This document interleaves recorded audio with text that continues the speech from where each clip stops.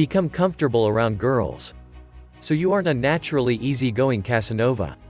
Don't worry. Most people are more like the Big Bang Theory's Rajesh Koothrappali than they are James Bond.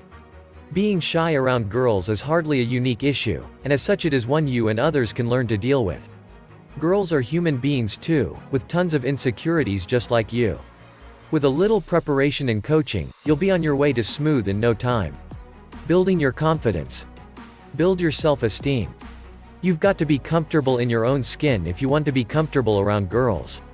Most women are more naturally attuned to social cues and signals than men are, so if you're an insecure phony, they'll probably catch it. Challenge your negative thoughts and reinforce your positive ones to build self-confidence. Learn to be comfortable alone. You can't reek of desperation. You need to be comfortable on your own so you won't be reliant on the approval of others. If you aren't reliant on girls for approval and self-validation, you'll find yourself far more comfortable around them. Learn something new. Engaging in self-improvement is key to becoming comfortable and confident in your own skin.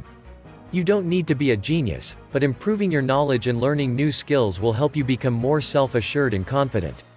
You'll also never lack for an interesting answer when a girl asks you what is new. Exercise and get in shape.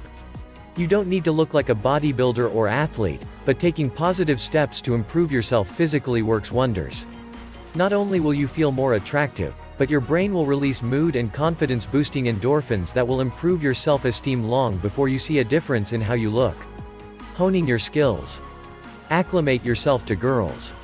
Force yourself to be around girls as much as possible. Inoculate yourself to their presence. Find common ground, or mention your new knowledge, hobby, or skill. To start up conversations. No matter how much you work on everything else, you'll never learn to be comfortable around girls if you stay behind a computer screen. Take advantage of social groups. You don't have to start by striking out on your own and spending time with a girl one-on-one. You can meet and spend time with girls in groups of mutual friends. Make a decision to interact individually with girls when given the opportunity in this situation.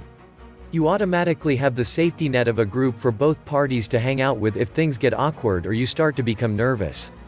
Engage in person. It is time to practice building connections. In an unobtrusive way, try to listen for and observe the habits and interests of girls.